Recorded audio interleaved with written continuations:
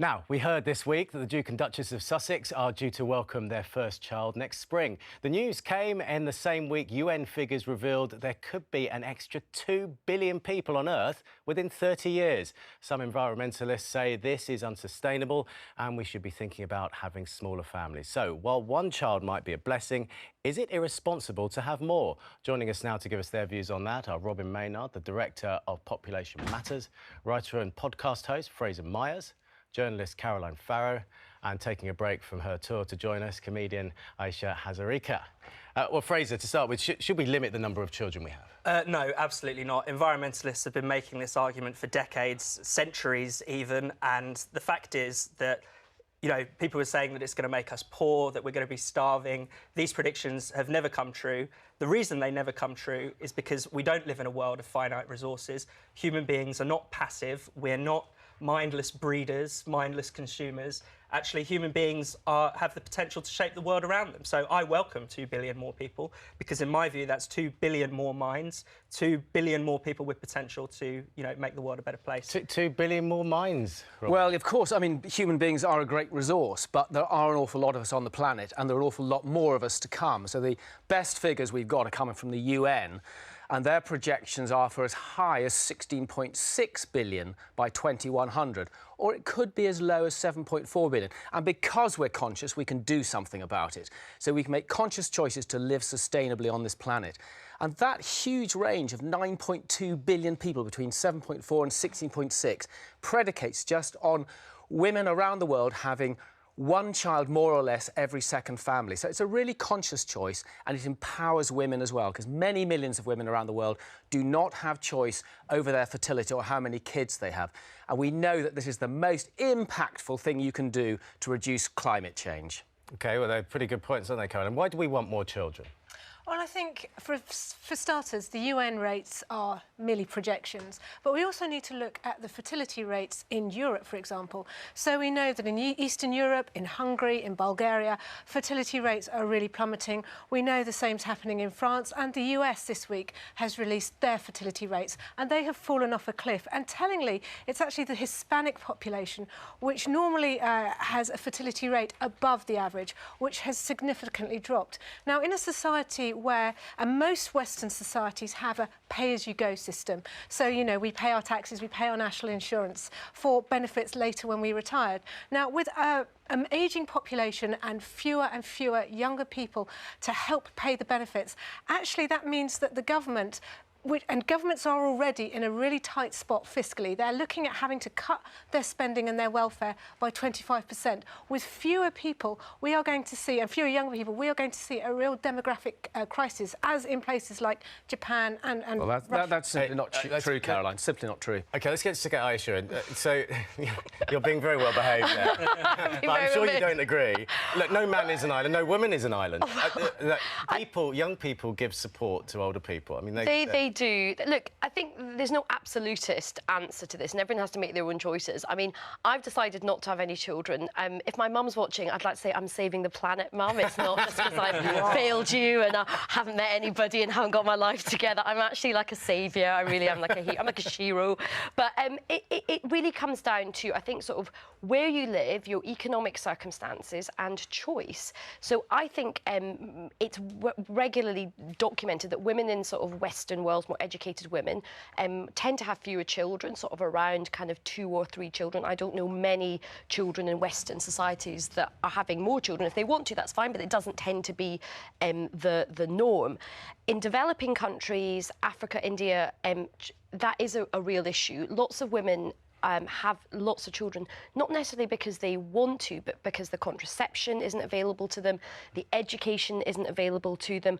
Child mortality is also really high, so they often feel they want to have more children because they want some to survive. So I think in those parts of the world it is really important to educate women so they do have agency over their own bodies. We will get on to that in just a moment. Let's just go to Cherry, who's talking to someone with a personal perspective on this. Thank you, Sean. Joining me now is Mum Afra Wilmore.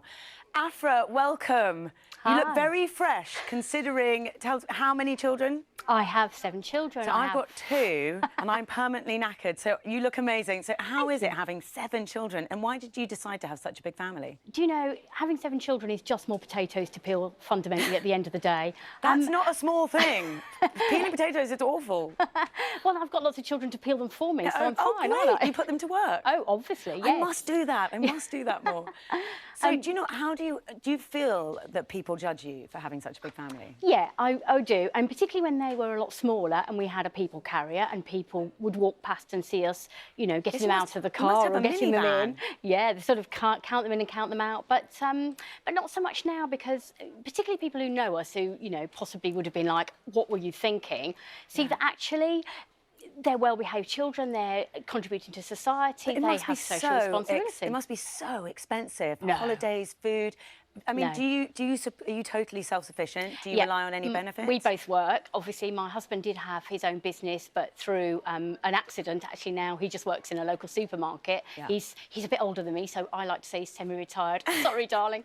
And, but you don't get any help from the state? I get the same help as everybody else. I do get child benefits and I do get an amount of family tax credits.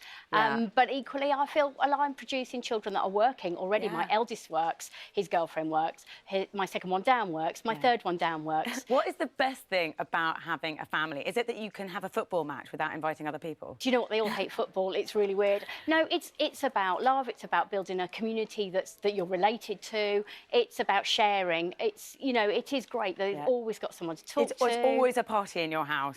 Do you know what? People come in and go, where are all the children? They're actually relatively quiet. They don't get that from me, you're very by the lucky, way. Afra. Thank you so much for joining us this morning. Thank you. Sean, a really positive perspective on a big family. Give that woman a medal. I mean, that's amazing.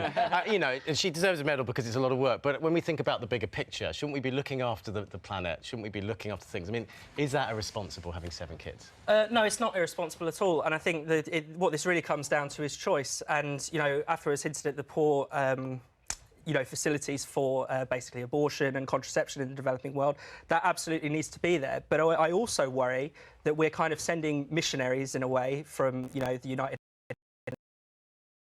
to tell them that the most important problem that they're facing is they're having too many kids. But the issue is women are empowered when they don't have so many kids. I mean, Aisha made a really good point. How do you know that? It's an individual choice. In poorer countries. Well, no, you see, and interesting, there's been a survey that was released, or some figures recently, I think it was on the Christian Medical Foundation blog, and they were saying that actually when they've surveyed women in Africa and they've talked about why they don't want to use contraception, it's not about access to contraception, it's about that women are concerned about the side effects and they don't want to take it. It's not that they don't know that it's available, and there is a colonial mindset that people want to overcome the idea that, you know, African women particularly shouldn't have too many children. And let's have a think about this for a moment. Let's think about Nigeria. So Nigeria is the country in Africa which has the highest GDP and it has the 12th highest fertility rate. There is no correlation. When you crunch the numbers, there's no correlation between GDP and...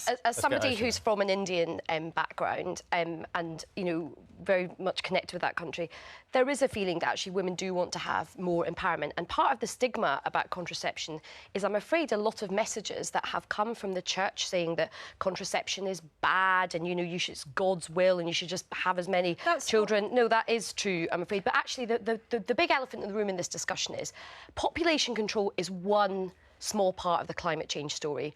Our own personal behaviour is another big part of it, and also the industrial policies that countries choose to pursue. There was a big report out from the UN just last week saying that unless we reduce our carbon footprint, unless we try and wean ourselves off fossil fuels, that's actually the real way we're going to try and save the planet. Not really lecturing people about population control. Well, okay. I want to get Robin, just very briefly respond to that. So you mentioned the Catholic Church. So the Catholic Church does have a teaching about contraception, but it also doesn't teach that every time you have sex, you should have a baby. Actually, the Catholic Church teaches responsible parenthood, and it also teaches natural fertility awareness, which has an absolutely zero carbon footprint. And of course, you empower women. You empower women to learn about their own fertility. Absolutely, and access to safe abortion would also be an important aspect of that, which the Catholic Church should encourage our debate as well. isn't about abortion, so let's just get Robin. So we work with groups in Africa, and particularly a group in Kenya. and it's women there who are choosing and asking for contraception because they don't currently have access to it. It's not because they can't go down the road to a chemist to get it, because there may be cultural, patriarchal societies which are repressing them. So these are girls who want to be empowered. And the hard facts are that in parts of the world there are girls as young as 15 and younger, and that's not just Africa, that's in Europe and even in the UK, who are having babies. So they need to be given that choice and enabled to self-realise. That's just a basic human right.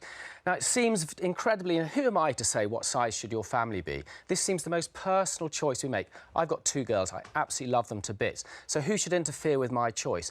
But when I have those children, they have an impact on the community and on wider society. So this is not just a self-regarding act. This is about the wider regarding act.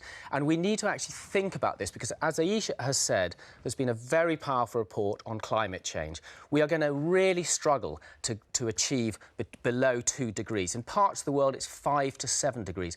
The most powerful thing for reducing climate change is reducing the numbers of feet. It's not about control. No, but it's it is also about weaning ourselves off of fossil fuels. That Absolutely. is also a big part of it. But That is also an industrial strategy rather than that is industrial. Very quick. I just want to come back. The problem is, you know, you're talking about the impact of children, but you're seeing that as an entirely negative. Human beings have a lot to put. You're seeing people as basically walking carbon footprints. Not at all. It's really depressing. No, I want the world to be a great place as it is now for my children and their grandchildren. I want future generations I need people to look after me when I'm older because I don't have them. So I need you all to keep having children so they can look after me. Someone look after me. It's all about me. You're in one big family. It's all about me.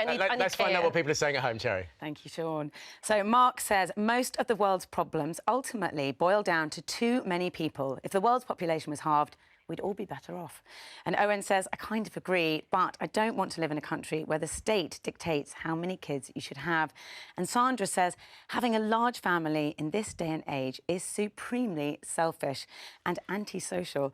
Other people end up by paying to subsidise those kids, and it's a burden on the world that we can't afford. So people are agreeing that it is a problem, but do we want to be dictated to? Yeah, I mean, that point from Sandra, that it's selfish to have too many children, Fraser. And if you just think about it, and the fact that actually the world is going to get too crowded.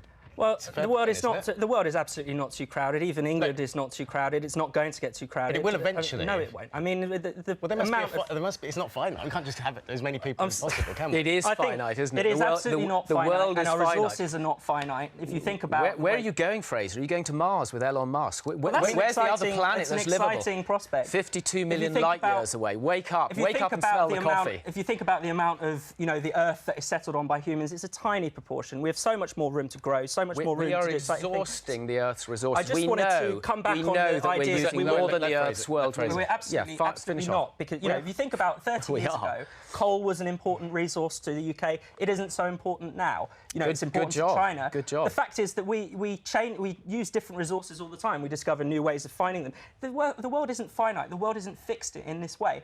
And I really just want to make the point about us being worse off, because in the 1980s, half of the developing world were in absolute poverty. By 2010, that dropped to 20%. In the same time, the population had increased by 60%. So even in the poorest parts of the world, an increase in population does not cause poverty. In fact, the opposite. OK, so we've had quite a lot of disagreement here, but we are one big happy family, agree? Yeah. And we're going to look after you when you get older. Yeah, as long as I'm all right. Someone please come and visit me, please. Thank you all very much indeed. Now, for a long period of time,